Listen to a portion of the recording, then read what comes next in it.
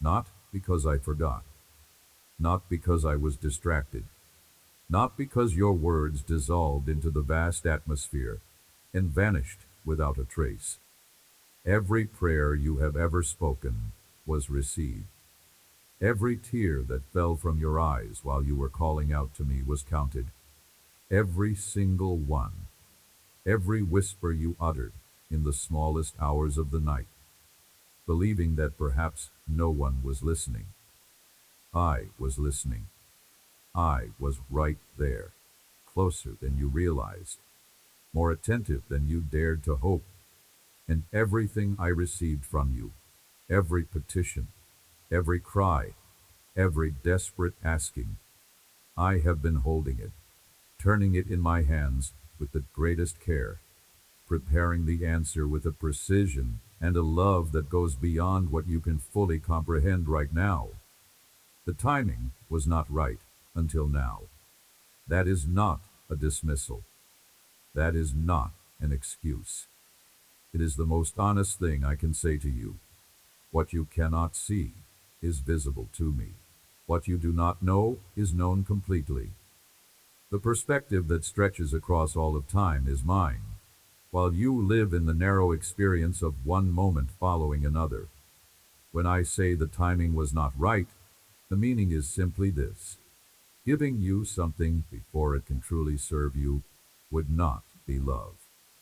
Releasing an answer into a situation before the ground is prepared to receive it would not serve you.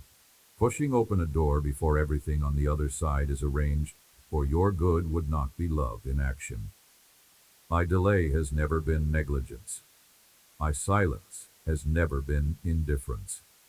Every single time you have waited, the waiting itself was part of my perfect plan for your life.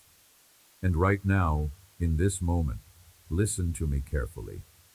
Right now, the answer you have been calling for is being released. Not eventually, not someday. Right now, as you receive these words, as your ears carry this message to your heart, the response to your calling is arriving.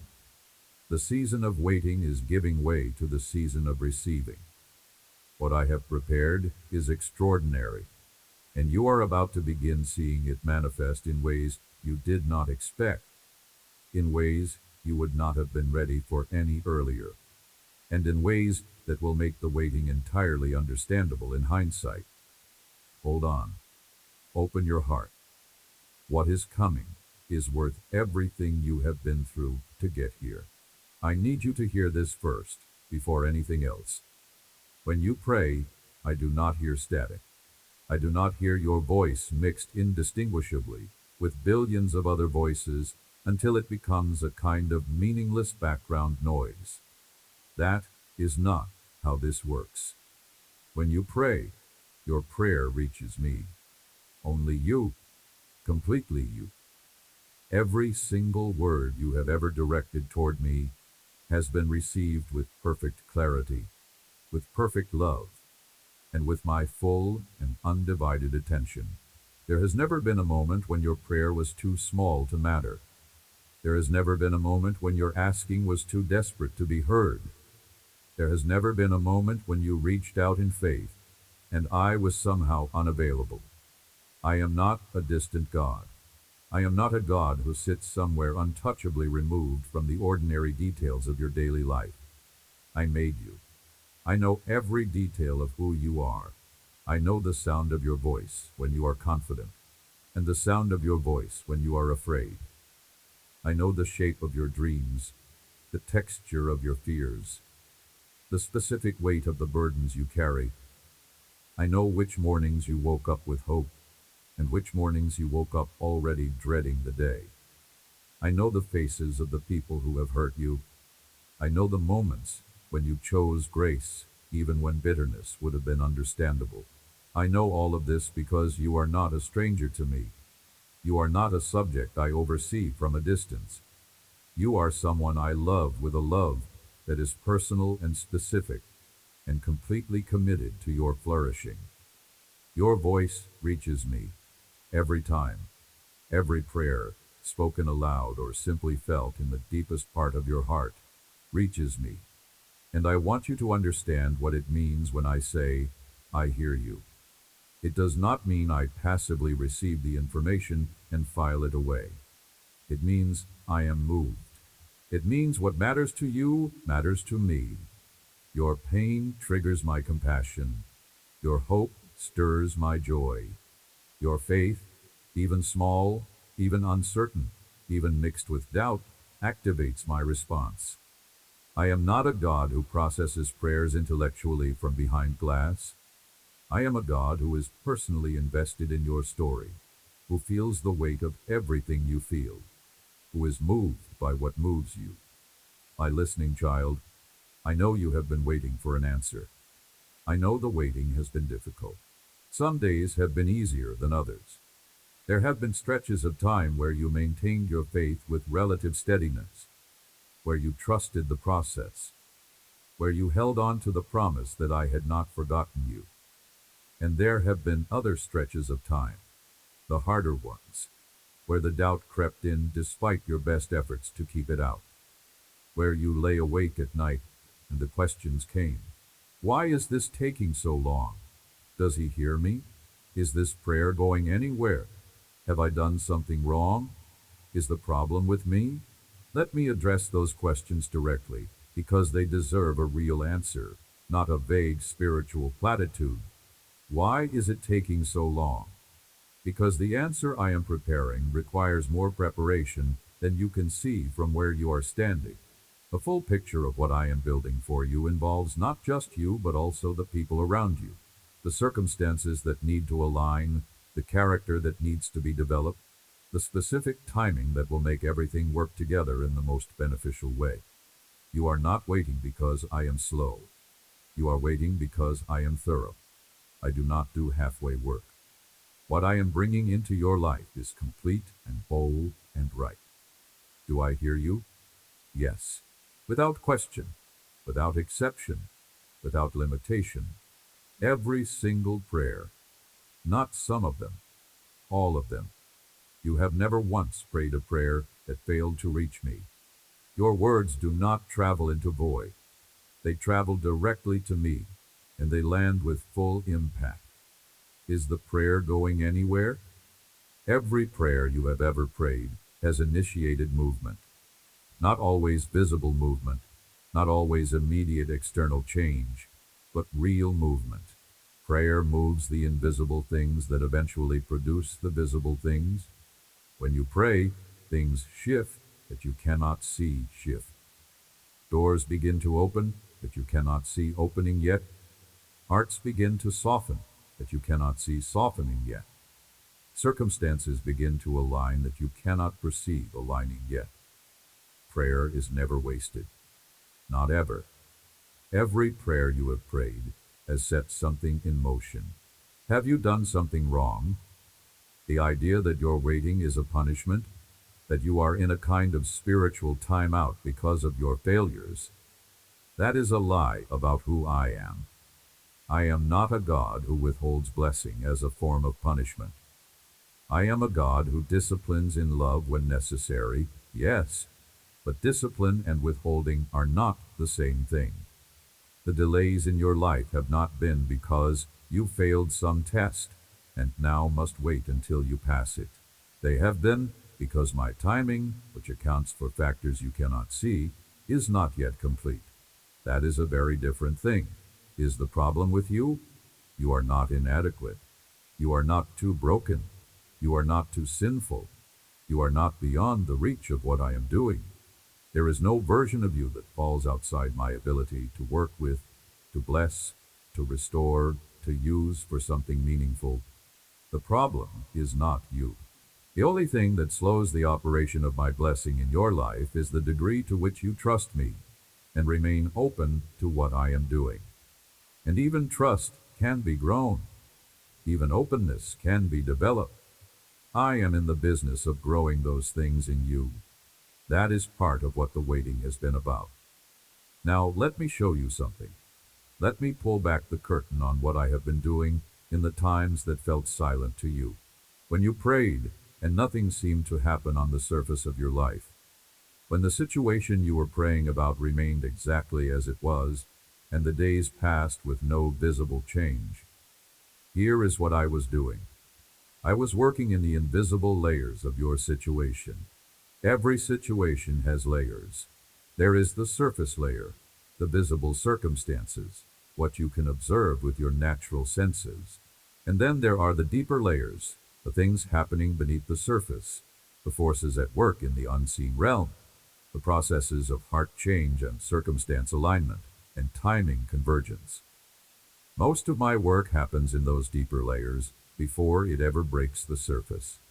When you could see nothing happening, I was working in the layers you could not see. Do not mistake the invisibility of my work for its absence. I was working in the people connected to your situation. People whose hearts needed to be in a certain place before the answer to your prayer could fully come through. Some people needed to let go of something before they could become part of your answered prayer. Some people needed to grow in a specific way. Some people needed to go through their own experience that would make them ready to play the role in your life that I have planned for them. I was working on all of these people. I was working in their hearts, in their circumstances, in their understanding. The answer to your prayer involves a whole ecosystem of people and situations that I am coordinating with the skill of someone who sees every moving part at once. I was working in your own heart. This is important. The you who will step into the blessing I have prepared needs to be a different you than the one who first prayed for it. Not because the original you was not worthy, but because the blessing requires a version of you with certain capacities, certain depths, certain strengths that had not yet been fully developed. The waiting has been growing you. The difficulty has been shaping you. The seasons of uncertainty have been building an infrastructure inside of you, a foundation of real faith, of character depth, of emotional maturity that will allow the blessing to land and thrive and multiply rather than arrive and then slip away because the ground was not ready to hold it. Think back over the journey that has brought you to this point.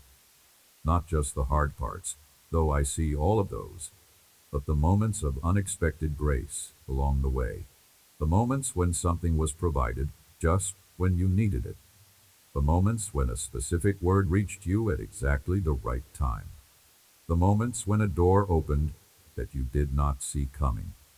The moments when something that looked like an ending became the beginning of something better. My fingerprints are all over those moments. I was working through the whole journey, not just the promising parts, and not just the difficult parts, but all of it. Every step brought you here. Every step was guided by my hand, even when it did not feel guided. Even when it felt stumbling and uncertain and lost, I was the ground beneath your feet. Now I want to speak directly to what you are carrying right now, the specific weight you brought into this moment, the thing that pressed on your heart when you woke up, the concern that runs like a thread through the middle of your days. Whatever it is, I see it. I have not overlooked it. I have not minimized it. The things that are real to you are real to me. The things that feel heavy to you, I feel their weight. I am not asking you to pretend that the difficulty is not difficult. It is. And I am present in the middle of it with you. The relationship that is strained or broken, I am working in it. If it is a relationship that belongs in your life, I am laying the groundwork for its restoration. I am at work in the other person's heart in ways they may not even be aware of. I am creating the conditions for genuine understanding to emerge. I am softening hardness and healing wounds on both sides. This does not mean every broken relationship gets repaired on your timetable or in the way you picture it. My vision for restored relationships is sometimes different from yours, but where restoration is in my plan, it is coming. And where a relationship cannot be restored, I am the one who will help you heal from its loss and will bring new connections into your life that are more aligned with where you are going. The financial situation that feels precarious or tight or frankly overwhelming, I am your provider. Let me say that again because I need you to receive it fully. I am your provider, not the economy, not your employer, though I can work through employers, not your own ingenuity, though I can work through that too. Ultimately, at the source of all provision in your life, I am there. I have resources that are not limited by the things that limit human provision. I can bring provision through pathways you have not thought of and could not plan for. I can make something out of apparent nothing. I can multiply what seems insufficient. I am not watching your situation from a distance, wondering how it is going to work out. I already know how it works out, and it works out in your favor because I have planned it that way. Begin to release the anxiety. Begin to practice the trust that says, my God is my provider, and my God does not let me go without what I need. The health challenges, whether they are in your body or in your mind or in your emotions, I am your healer. I made you. I know how your body works at the most fundamental level. I know the pathways of your nervous system, the chemistry of your brain, the patterns of your emotional responses. I am not mystified by what is happening in your physical and emotional experience, and I am not powerless to intervene in it. I believe in medicine and I can work through medicine. I believe in therapy and I can work through therapy. But I also work beyond what medicine can currently address and beyond what any therapeutic process can fully reach. I am bringing healing to you, not just eventually, right now, in this season, as a process that is already underway. Open yourself to receive it. Stop telling your body and your mind that they are permanently defined by what you are currently experiencing. You are being healed. Hold that truth even on the days it seems farthest from visible reality. The questions about your purpose, the feeling that you should be doing something more meaningful, that there is something you were made for that you have not yet fully found. Those questions are not random. They are the natural result of being a person who was made with a specific design and a specific calling. You were not made to simply exist and endure. You were made to participate. You were made to contribute something that only you, with your particular combination of experiences and gifts and perspective, can contribute. And I am in the process of making that clearer to you. Not necessarily through dramatic revelation, but through the gradual accumulation of small clarities. Pay attention to the moments when something comes alive in you, when something interests you more than seems practical, when you find yourself caring about something in a way that goes deeper than social expectation. Those moments are signposts. Follow them toward what I am showing you about your purpose. The loneliness, even when you are surrounded by people, even when your life looks full from the outside, there is sometimes an inner loneliness, a sense of being fundamentally unknown, of having a self that no one fully sees or understands. That space deserves to be filled. That longing for deep knowing is not a flaw in you. It is a design element. You were made to be known by me in a way that is more complete than any human relationship can provide. Human connection is real and valuable, and something I want abundantly for your life. But no human can know you the way I know you, and no human can love what they know the way I love what I know. I know every part of you, every fear, every failure, every secret hope, every wound you carry, every beauty you contain. And I choose you, completely, fully, without reservation. You are not alone. You are not unknown. You are deeply, completely, tenderly known by the God who made you. Now come even closer. I have something specific to whisper into your spirit. Over the next period of your life, you are going to see things shift. Not everything all at once. I am not in the business of overwhelming you, but in a steady, noticeable progression that will make it impossible for you to attribute what you are experiencing to coincidence. You are going to receive help from unexpected sources. You are going to find doors opening that you thought were permanently closed. You are going to experience healing in places that have been painful for a long time. You are going to encounter people who feel like answers to prayers you prayed years ago. You are going to have moments of profound clarity about who you are and what you are made to do. These things are not wishful thinking. They are what I am releasing into your life. Lean into this season. Stay open. Stay expectant. Stay connected to me. I need to speak now about the declarations I am making over your future, because your future is not uncertain to me. It is decided. I speak over your life right now. Provision. The lack that has gripped you is releasing. The financial pressure is beginning to lift. Abundance is moving toward you, not as a reward for being good enough, but as an expression of my love and my intention for your flourishing. I speak peace over the relationships in your life. The tension is breaking. Understanding is growing. Healing is coming. I speak clarity over your purpose. The fog of uncertainty about your direction is beginning to clear. The next steps are becoming visible. The gifts I placed in you are being activated for their intended use. I speak health over your body and your mind and your emotions. Restoration is in process. Strength is returning. Heaviness is lifting. I speak courage over your heart. The fear that has kept you smaller than you were made to be is losing its grip. You are stepping into more presence, more purpose, more joy, more impact. I speak favor over your coming season. The doors I have prepared for you are opening. The right people are being positioned. The timing is aligning.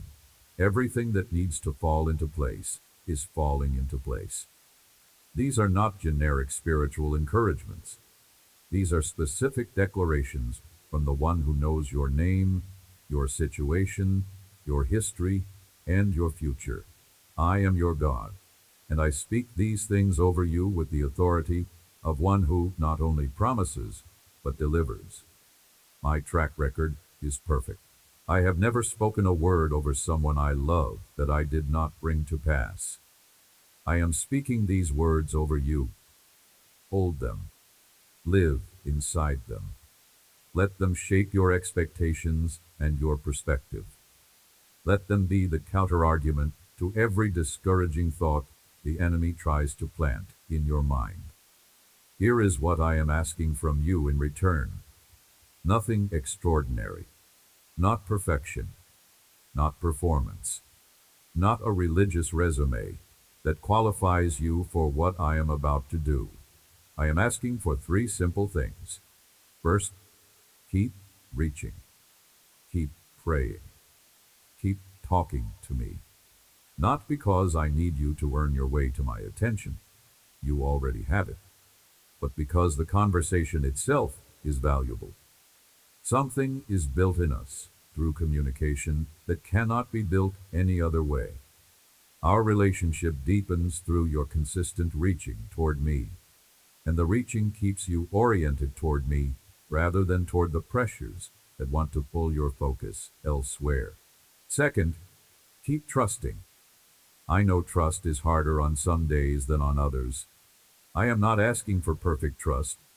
I know you are human, and doubt comes with being human. I am asking you to keep choosing trust, even when it is hard. To keep bringing the doubts to me, rather than letting them solidify into a framework of unbelief. To keep the door of trust open, even a crack on the hardest days. A cracked door is enough for me to work through. You do not need certainty. You need willingness. Keep choosing to be willing to trust me even when the evidence is hard to read. Third, keep going. Keep doing the next thing. Keep showing up for your life, for your responsibilities, for the people who need you. Do not stop living in anticipation of the answer coming. Live fully now, in this season, even in the middle of the waiting. The version of you who is growing through this season is the version of me is preparing to be a recipient of what I am about to release. Do not pause your life. Keep moving. Keep loving. Keep working. Keep showing up. I am with you in the movement, in the daily ordinary forward motion, as much as I am with you in the dramatic moments of obvious miracle. You called to me. I heard you. I hear you still. I am the God who responds. I am the God who has been working in the silence. I am the God who is making all things work together for your good, because you are mine, and I love you, and I do not abandon what I love. The answer is on its way. The season is changing. What you have been believing for is closer than it has ever been. Your prayers are not lost. Your faith has not been in vain. Your waiting has not been wasted. I am your God. I am your Father. I am your provider, your healer, your defender, your companion. I am here. I was always here. I will always be here. And I am responding to you right now with everything that I am, with all the love I have always had for you, with all the power that has been working on your behalf in the silent seasons, with all the plans I have been preparing since before you even knew you needed them. You are heard. You are loved. You are mine. And your breakthrough is coming. The life you are living right now deserves specific attention. The daily life. The ordinary Tuesday or Wednesday or whatever day this is as you listen. Not the big dramatic moments, not the major milestones, but the steady, ordinary movement of your days. Because that is where most of your life actually happens. Not in the exceptional moments, but in the accumulation of ordinary moments. And I am present in all of it. My presence is with you in the morning, when you first open your eyes and assess what the day is going to be. That presence is with you in the uncertainty that sometimes meets you immediately upon waking. The sense of weight that settles before you have even fully formed a conscious thought. I am right there in that gap between sleep and full wakefulness, before you have had time to organize your concerns. I am whispering to that part of you that exists before the day has fully assembled itself. I am here. I am with you. This day belongs to both of us. Through the middle hours, through the tasks and the interactions and the decisions and the frustrations. When someone treats you with less care than you deserve, I notice. When the work feels meaningless or the effort feels disproportionate to the return, I see. When you give something and it goes unappreciated, when you try your best and it falls short of what was needed, when you hold yourself together in a difficult moment at a cost to your inner reserves, I see all of it. I am present in all of it, and I honor all of it, even when no one else around you does. My companionship continues in the evening, in the quiet that comes after the obligations have been met, and you have a moment to be still. In that stillness, I am especially available to you. Not because I am more present in stillness. I am equally present in the noise. But because in the stillness, you are more available to me. You can hear me better. You can feel my presence more readily. That is why I encourage you to seek stillness, to cultivate silence in your life, to resist the pull toward constant distraction and stimulation. Not because I am only accessible in silence, but because you hear me better there. Every single ordinary day of your life is a day I am with you. Every single ordinary day is a day in which I am working on your behalf, guiding your steps toward the good things I have prepared, using the encounters and experiences to shape you and to position you. Nothing is wasted. No day is throwaway. Even the days that feel like nothing happened are days in which something was being built in the invisible layers. I am present in your relationships, all of them. In the conversations that go well, and in the conversations that go badly. In the connections that feed your soul, and in the ones that drain it. In the family dynamics that bring you joy, and in the ones that bring you pain. I am present in all of it, not as an observer, but as an active participant. I am working in the hearts of the people in your life. I am influencing dynamics in ways that are slowly bending toward greater health and greater love. Trust me with your relationships. Bring them to me. Show me the difficult ones, not just in complaint, but in genuine intercession. Ask me what to do. Ask me what to say. Ask me how to love the difficult people and when to set limits with the destructive ones. I will guide you. I know every person in your life, and I know exactly what each relationship needs, and I will help you navigate it. I am present in your work, whatever it is you do to sustain yourself and contribute to the world. Whether you love it or you merely endure it. Whether it feels meaningful or tedious. Whether you are in the right place or still trying to figure out the right place, I am there. I can bring meaning to work that feels meaningless. I can bring grace to work environments that feel oppressive. I can give you eyes to see how what you do connects to something larger than itself.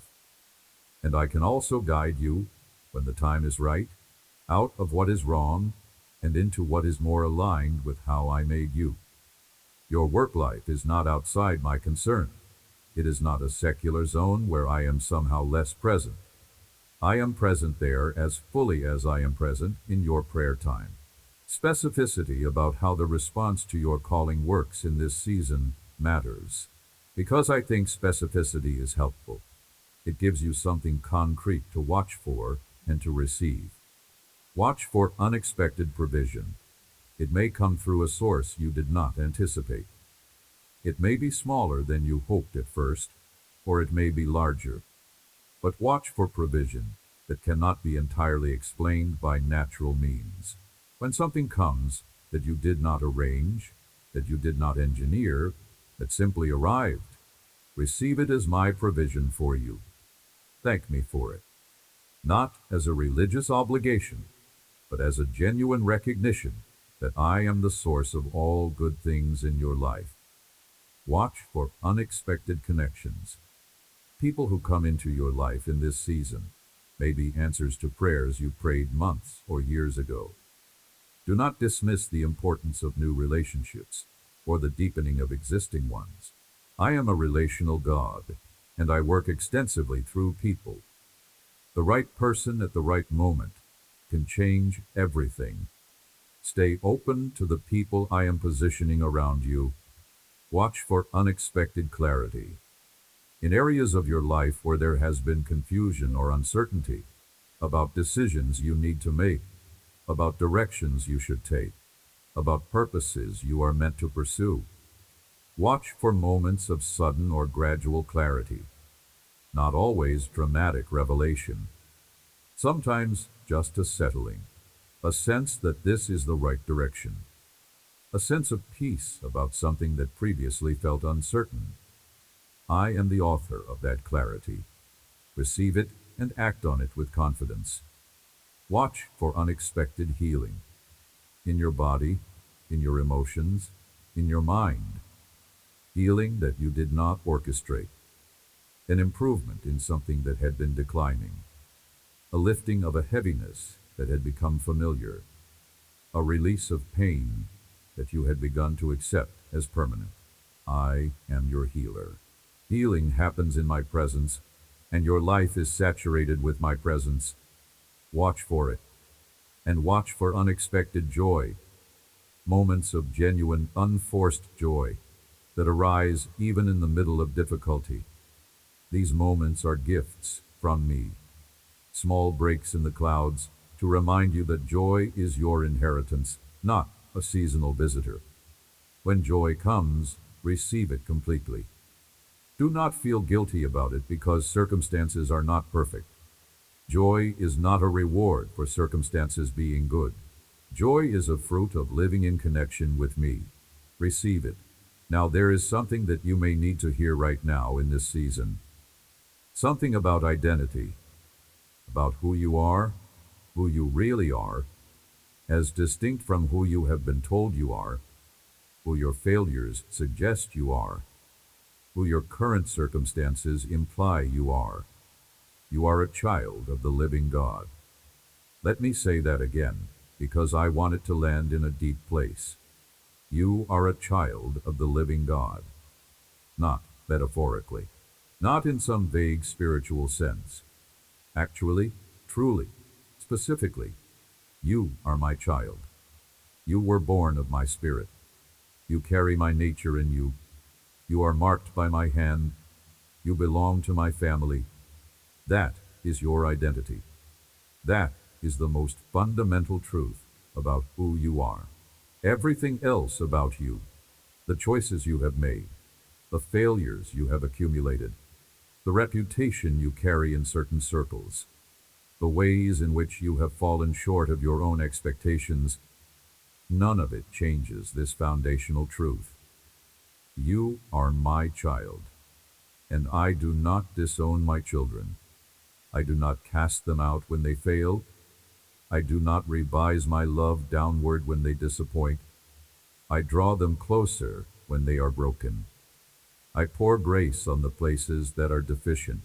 I am at work, patiently and powerfully, restoring the parts of them that have been damaged, and strengthening the parts that are healthy, and building the parts that are not yet what they were always meant to be. Your identity is not your worst moment. Your identity is not your longest struggle. Your identity is not what the most critical voice in your life says about you. Your identity is what I say about you. And what I say about you is chosen, beloved, redeemed, purposed, held, mine. Walk in that identity. Not because you have fully become everything it implies. You are on a journey toward it, we all are, but because it is what is true about you right now, as you are, where you are. I chose you as you currently are. I love you as you currently are. I am using you as you currently are. You do not have to wait until you are more put together, or more spiritually mature, or more healed, or more confident. I can work with who you are today. I do work with who you are today. Let me work with who you are today. There is a prayer I have heard from you many times that I want to respond to specifically. The prayer that says something like, I want to be used by you. I want my life to matter. I want to make a difference. That prayer is not a small one, but it is also not as complicated as you may think. My answer to it is already underway. You are already making a difference.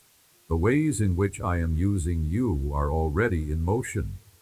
Some of them you are aware of, and some of them you are not. Some of the most significant things you do for my kingdom happen in moments you barely register as significant. A kindness extended when you were tired, a patience displayed when impatience would have been easier, a word of encouragement offered to someone who was about to give up, a prayer prayed for someone that you may never know the impact of. Do not underestimate the ordinary moments of your life. Do not wait for the grand stage. You are already on the stage. Every interaction is an opportunity for my love to flow through you to another person. Every day is a day in which your life can point someone towards something better. I do not need you to have a ministry platform or a large audience or a title or a formal role.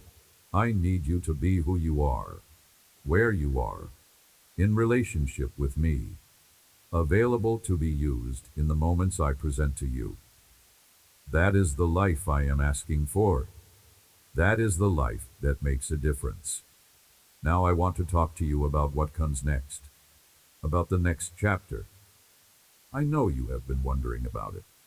What does the future look like? What is on the other side of this season? What is coming? And my answer is better. Better than what has been. Better than what you can currently picture. Not perfect. There will be new challenges on the other side of these ones, but fundamentally better. More aligned. More fruitful.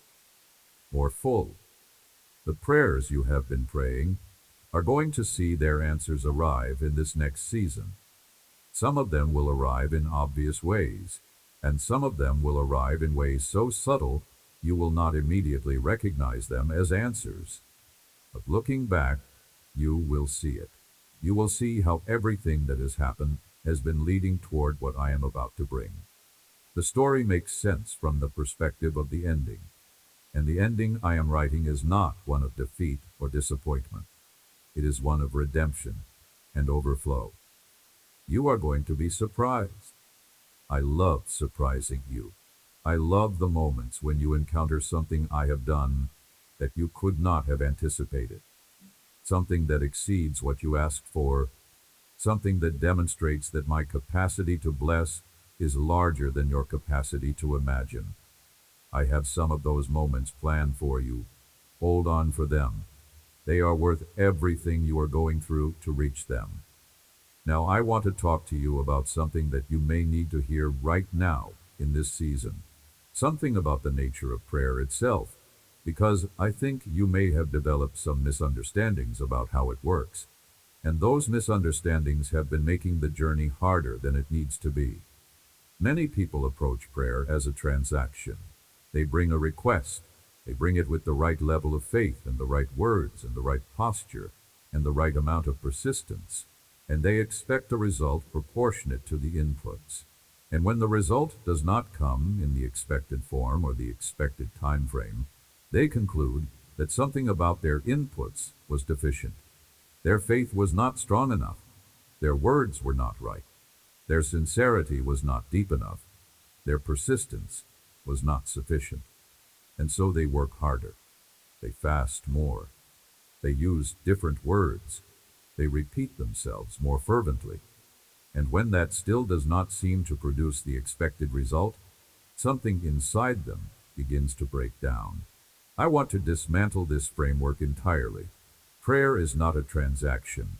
Prayer is a relationship. The entire purpose of prayer is not to execute a mechanism for receiving things. The entire purpose of prayer is to be in communication with the one who loves you most in the universe. The receiving is real. I am a God who gives abundantly and generously. But the receiving happens in the context of relationship, not as the output of a correctly performed ritual. What does this mean, practically? It means that when you pray and nothing immediately visible happens, the prayer was not wasted. You were with me. We were in communication. The relationship was active. Something was built between us that cannot be built any other way, and that building has value that is entirely separate from whether or not any specific request was fulfilled on any specific timetable. I treasure every moment you have spent in my presence. Not just the triumphant moments, not just the grateful moments, but the desperate moments, the confused moments, the barely holding on moments. All of it is treasure to me. All of it builds something real. The second misunderstanding I want to address is this, that my silence means I have nothing to say.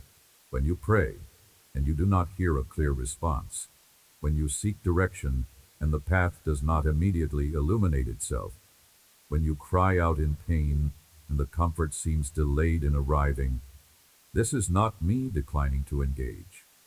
I am always speaking.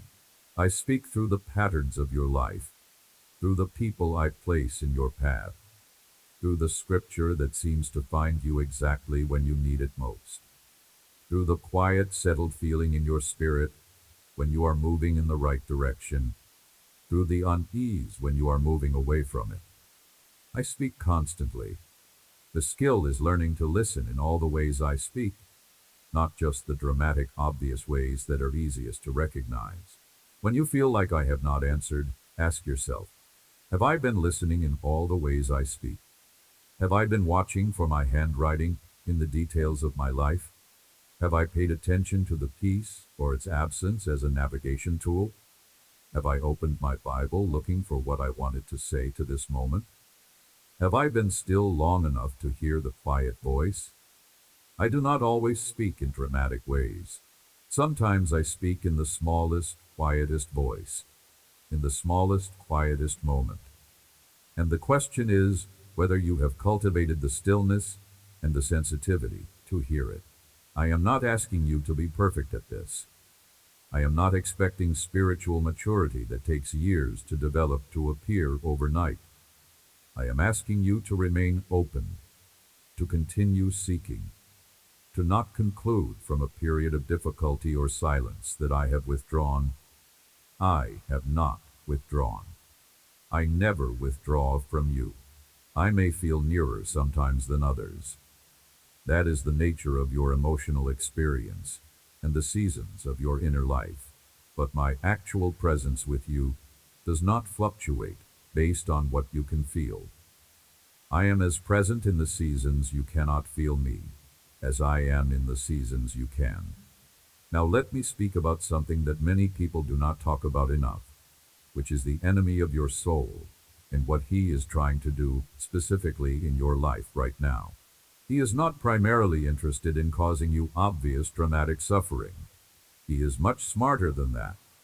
What he is most interested in is stealing your faith, in creating doubt about whether I hear you, in engineering situations and experiences that can be interpreted as evidence of my absence or indifference, in whispering to you in your most discouraged moments that you are alone, that your prayers are going nowhere, that you are foolish to keep hoping.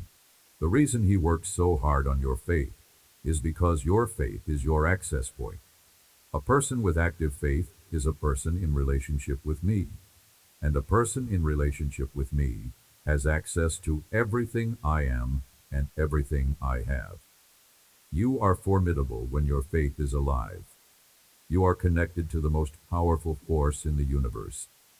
The things that try to stop you run into me before they can reach you. The attacks designed against you land on my shield before they touch you. This makes you extraordinarily difficult for the enemy to destroy when your faith is intact. So he works to dismantle it. He works to make the waiting seem meaningless, and my silence seem permanent, and your prayers seem small and ineffective. I am telling you what he is doing so you can recognize it and resist it. When the thought comes that your prayers are not working, recognize that as a lie and reject it. When the feeling comes that you are alone in your situation, recognize that as a lie and reject it. When the discouragement settles in and says, this is taking too long and maybe it is just not going to happen, recognize that as a strategy of the enemy and refuse to agree with it. He does not have authority over your story. He does not have authority over your future. He does not have authority over the plans I have made for you. He is a defeated opponent, making noise. Do not let his noise become the loudest voice in your life. The loudest voice in your life should be mine, not the circumstances, not the fears, not the doubts, not the discouraging opinions of people who do not understand what you are walking through. My voice, telling you who you are and who I am, and what I am doing and what is coming. That should be the reference point for how you interpret everything else.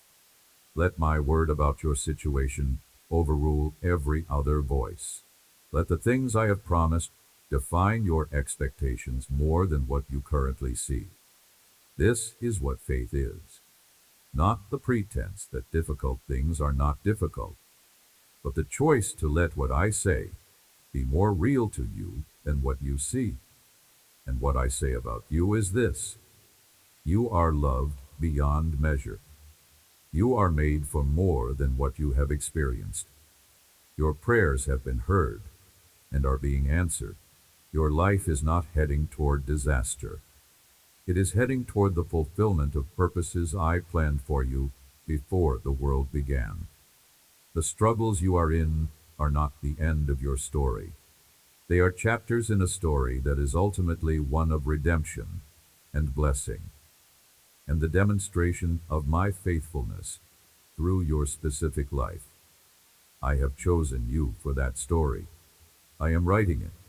I know exactly where it is going.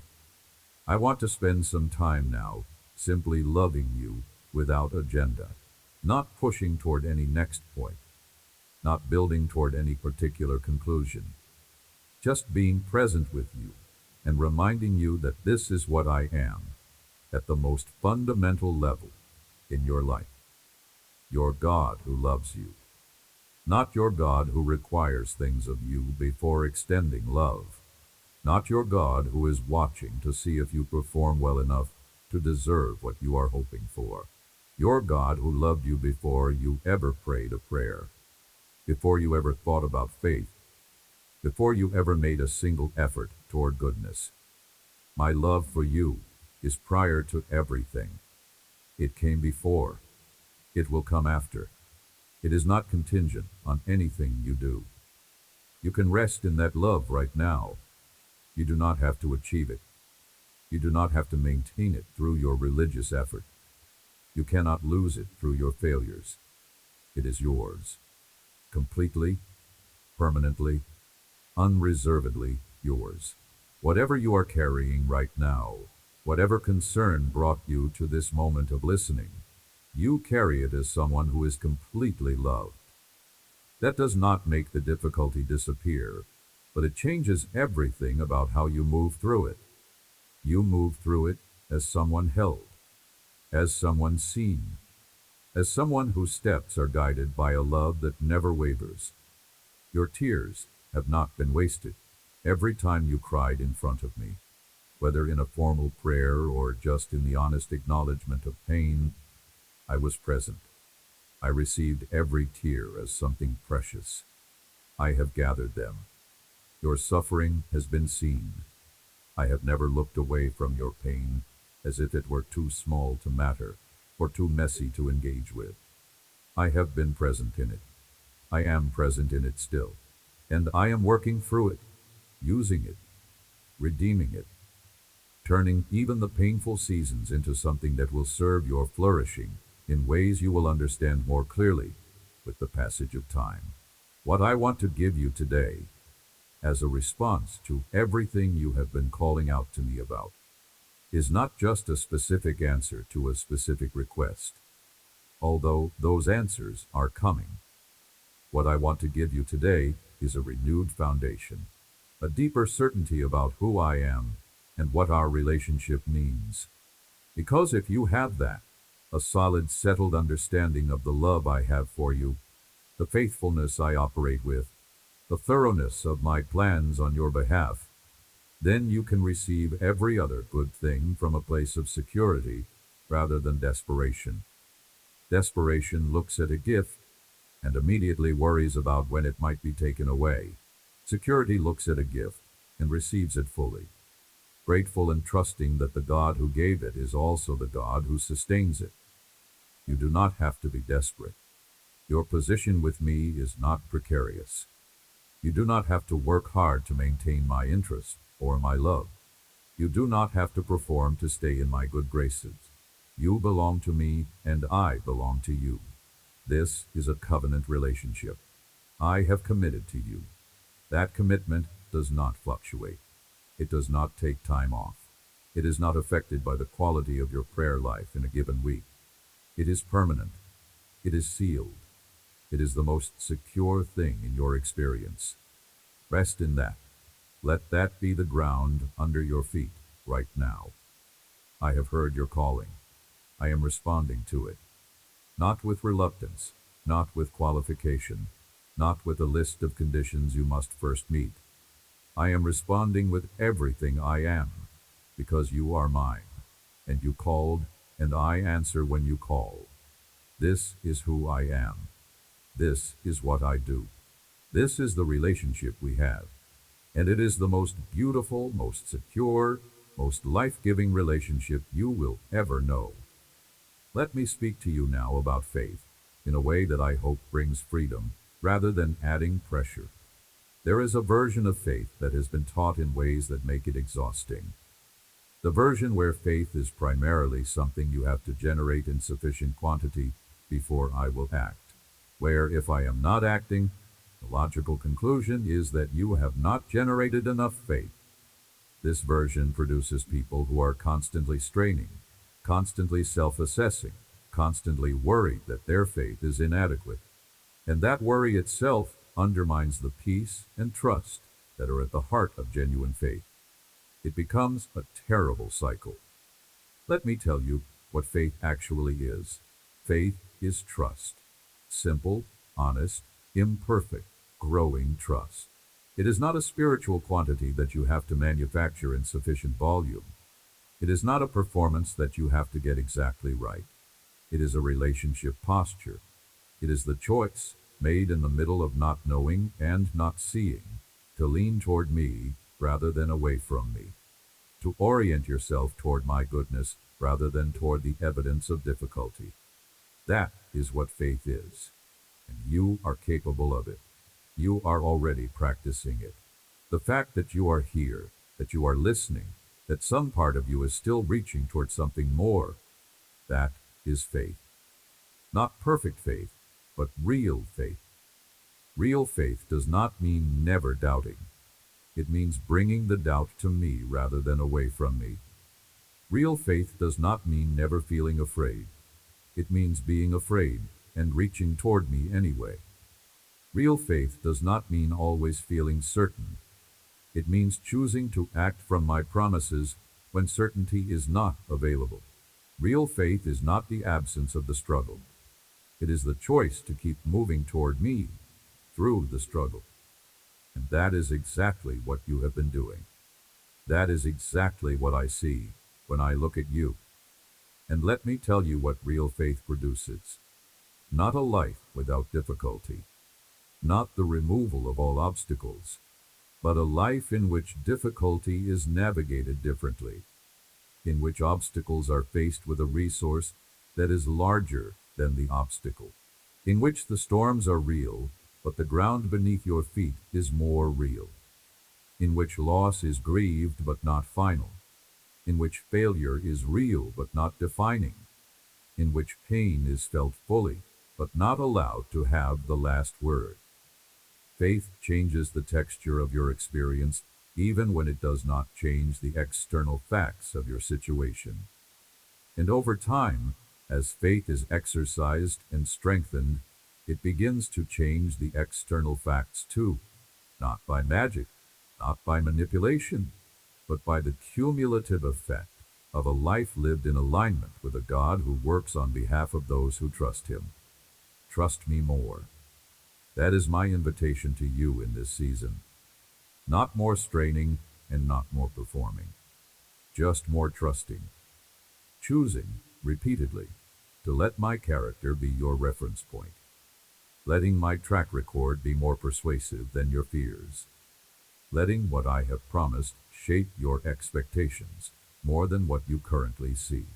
I have never failed anyone who trusted me, not once, not in all of history, not in the lives of the people you read about in Scripture, whose stories of faith and fulfillment are recorded for exactly this reason, so you would know that the God who was faithful to them is the same God who is present with you, and not in the lives of the countless people throughout the centuries who have put their trust in me and found me faithful. I am not a God who has a history of faithfulness with everyone except you. You are not the exception. You are not the one case in human history where my faithfulness runs out. I am faithful to you, completely, consistently, in every season, in every circumstance, in the waiting and in the receiving, in the dark seasons and the bright ones. You can count on me. I know that the experiences of your life have sometimes made that hard to believe. I know that things have happened that were painful, and that your soul has wrestled with. I am not asking you to pretend those things were not real, or that the pain was not real. I am asking you to look at the whole of the evidence. Look at every time something was provided just when you needed it. Look at every protection you may not have even known about. Look at every moment you thought you would not survive that you actually survived. Look at every darkness you walked through that eventually gave way to light. The evidence of my faithfulness is all through your story. Let it speak. I want to close this time with you by speaking specifically about what I see when I look at you, because I think there is a version of yourself that you look at when you look in the mirror, and a version of yourself that you carry in your mind when you assess your own value and capability. And I want to tell you what I see, because what I see is different from what you sometimes see.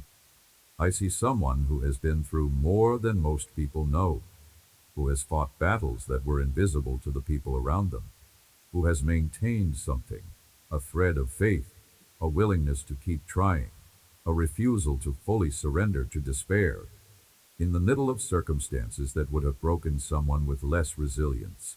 I see someone who loves in a real way, not perfectly, but genuinely. Someone who cares about the people in their life and wants good things for them. Someone who has a heart that is oriented, however imperfectly, toward good. I see someone with gifts that have not yet been fully expressed, with capacities that have not yet been fully developed, with a future that has not yet been fully seen. I see someone who is worth every bit of the investment I have made in them, and whose story is far from over. This is who I see when I look at you. Not the version that sees only the failures and shortcomings. Not the version defined by the worst moments. Not the version seen through the eyes of anyone who has ever undervalued you or treated you as less than you are. I see the full picture. I see the truth. And the truth is beautiful. You are more than you know. You are more capable than you believe. You carry more than you realize. And I am not finished with what I am doing in and through your life. Not even close. I want to speak to the person who is reading this, who has a specific prayer that has been on their heart for a very long time. Not a week or a month, but years. A prayer that at this point almost feels like it has become part of the permanent furniture of your inner life. Something you keep bringing back to me season after season without seeing the answer materialize. You have almost stopped expecting it. You have almost made peace with the idea that perhaps that particular thing is simply not going to happen. And yet some small, persistent part of you keeps bringing it back to me, keeps hoping, keeps asking, against all the available evidence, keeps believing. That persistent, almost irrational faith is the most precious thing. I want you to know that I see it, I honor it, and I am specifically speaking into it right now. The long-prayed prayer is not lost. It is not forgotten. It is not one of the things I have decided to pass over. It is one of the things I have been preparing the most carefully. The length of the wait is not proportionate to the smallness of my intention regarding it. If anything, the longer the preparation, the more comprehensive the answer that is being prepared. Long waits are not the result of small prayers. They are often the result of large prayers that require large preparation. Hold on to that particular hope, the one that feels almost embarrassing to keep hoping for because it has been so long. The one that feels vulnerable to mention because you have been disappointed before. Hold on to it, not in desperate anxiety, but in the quiet, confident way of someone who knows the one who made the promise. I have not forgotten what you asked for. I have not changed my mind about your good. The answer to that particular prayer is the one I am most eager to deliver, precisely because I know how long you have been holding on. Receiving it will be a moment that redeems the waiting entirely. It is coming. Hold on. There is one more thing I want you to understand about the nature of answered prayer, because it will protect you from a misunderstanding that could cause you to miss the very thing you have been waiting for. Answered prayer does not always look like what you pictured. When you formed the prayer, you had in mind a specific outcome, a specific change in a specific situation, and you have been watching for that specific outcome. But sometimes, often, my answer comes in a different form than the one you were watching for. Sometimes my answer is better than what you asked for, taking a shape that is actually more aligned with your deepest need than the specific thing you requested. Sometimes my answer is broader, addressing the root of the issue rather than just the surface symptom. Sometimes my answer comes through a pathway you would not have thought to watch. This is not me being unpredictable or difficult. This is me being a God who sees more than you see. You see the situation from inside it. You see it from your current limited vantage point. I see it from every angle simultaneously, including angles that do not exist yet because they are in the future. When I answer differently than you expected, it is because from where I stand, my answer is better. It serves your actual highest good, not just your perceived immediate need. Trust the form my answers take even when they surprise you. And then there is the question of timing. The moment my answer arrives may not be the moment you predicted or the moment you are most urgently hoping for. There have been times in your life when you needed an answer desperately, and it seemed to come too late, after the difficulty had already done its damage. And you wondered, why then? Why not sooner? I understand that question. I do not dismiss it, but I want to gently offer you a perspective. In every case where my timing seemed late, something was happening in the gap between when you asked and when I answered that was necessary for the answer to land well. Preparation happening in you. Preparation happening in the situation. Positioning happening in the people involved. My timing is not capricious. It is deeply considered. It takes into account everything I can see and you cannot. Walk forward in the confidence that I am at work, that my answer is in process, that the timing will be perfect when the moment arrives. And meanwhile, you are not waiting in empty space. You are living your life in my company, growing, developing, deepening, becoming the person who will receive the answer well. This is not wasted time. This is sacred time. It is the preparation season, and it matters. Let me leave you with the picture of what I see when I look at the road ahead of you. I see it clearly. I have designed it. I have paved it with purposes that align with your deepest longings. I see provision sufficient for every need you will encounter. I see relationships that will enrich your life in ways you have been longing for. I see moments of breakthrough that will feel like sunrise after the longest night. I see clarity arriving in areas that have been foggy. I see growth that will surprise even you, because you will look back and realize how much has changed, how much stronger you have become, how much more you are able to hold and give and receive than you were at the start of this season. I see the fulfillment of what you have been praying for. I see answers that will make you weep with gratitude. I see the story of your life continuing to unfold in ways that honor the faith you have maintained, and the love you have chosen, and the prayers you have kept on praying when giving up would have been easier. This is what I see, and because I see it, you can trust it. Because I have promised it, you can hold it. Because I am your God, and I do not lie, and I do not fail the ones I love, you can stand on this as if it were already here. It is already here in the realm of my intention. And what is settled in my intention always makes its way into your experience. Always. Without exception. Without fail. Now I want to release something over you in this moment. something I have been waiting to release until you had heard enough of what I have been saying to be able to receive it fully. I am releasing peace over you right now. Not the peace of someone who has solved all their problems. The deeper peace. The peace that exists independent of circumstances. The peace that Paul described as passing all understanding, because it does not make rational sense given the circumstances. It simply is there, available, offered, real. I am releasing that peace into your heart in this moment. It is available to you right now. Do not push it away by immediately returning to the list of what still needs to be fixed. Just receive it first. Sit in it for a moment. Let it settle.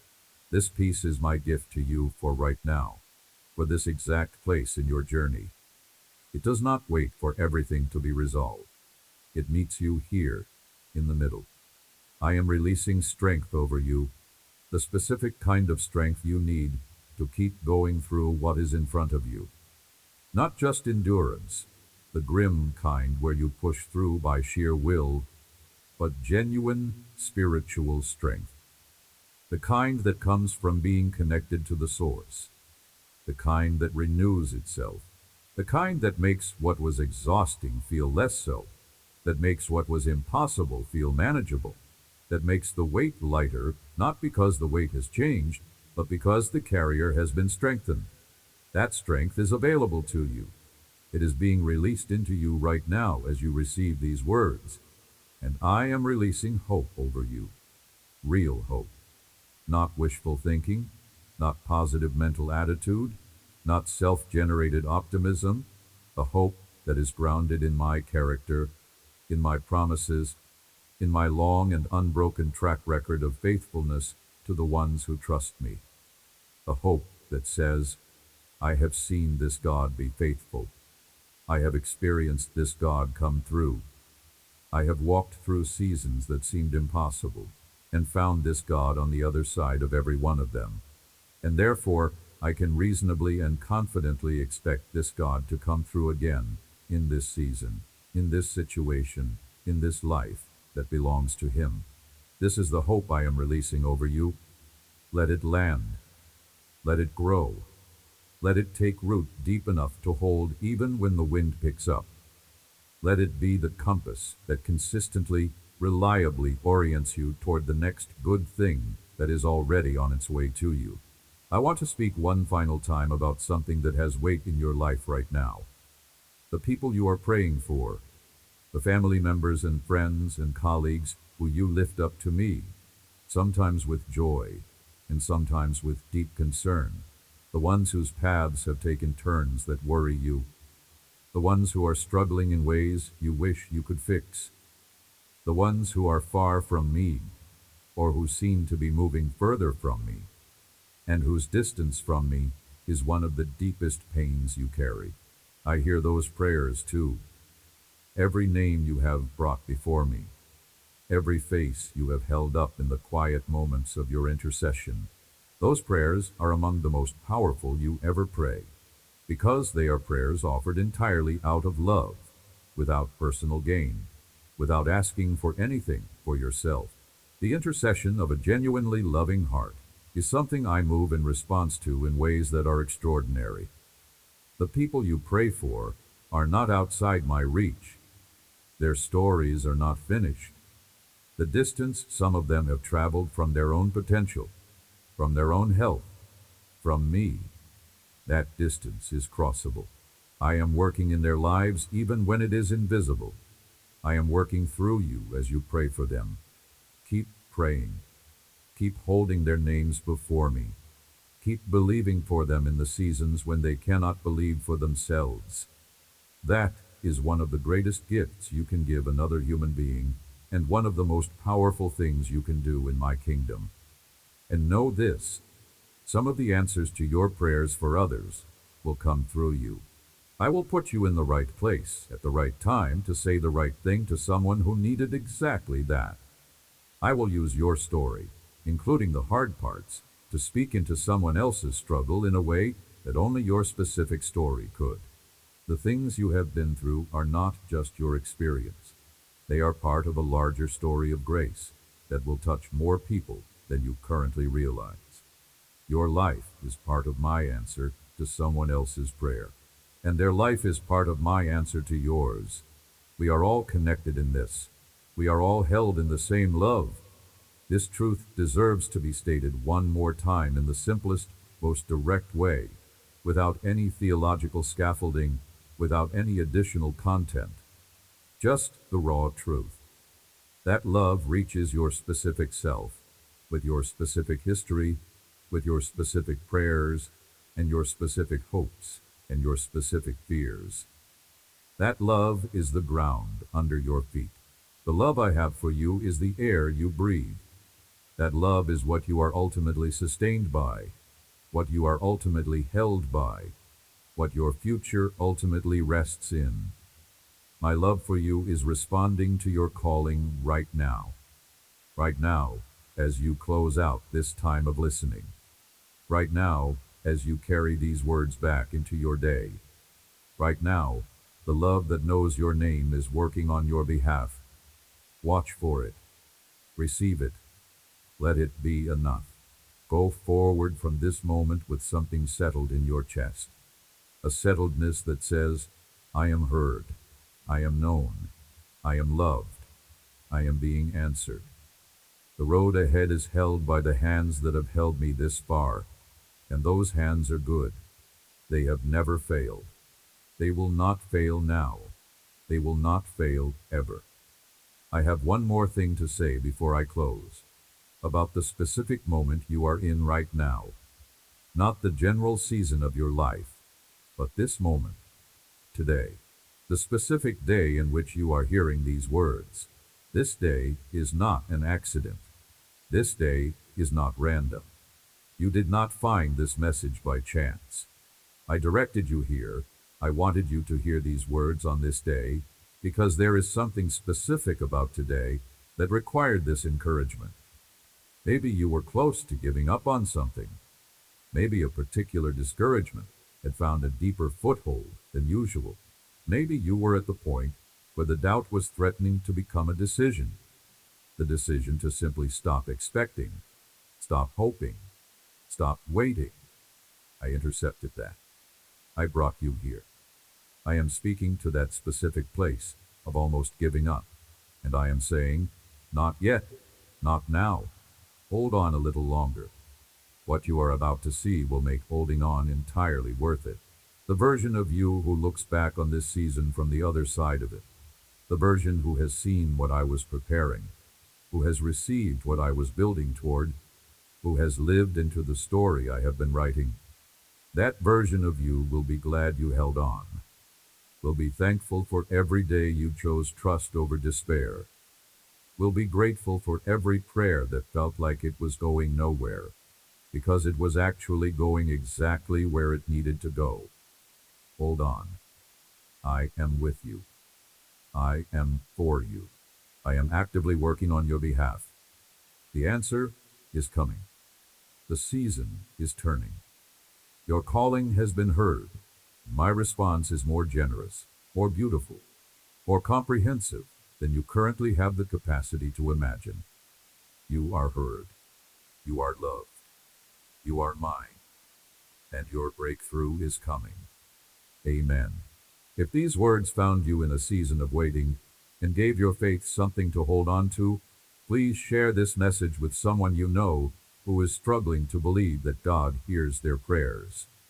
Sometimes the most life-changing thing we can do for another person is simply remind them that they are not forgotten. Subscribe to this channel and turn on notifications so you never miss a message. We share these devotionals every day because there is always someone who needs to hear that God sees them, God hears them, and God is moving on their behalf. Leave your prayer request in the comments below. Every request is received with care, and this community of believers will stand with you. You are not alone in this. Your prayer matters. Your faith matters.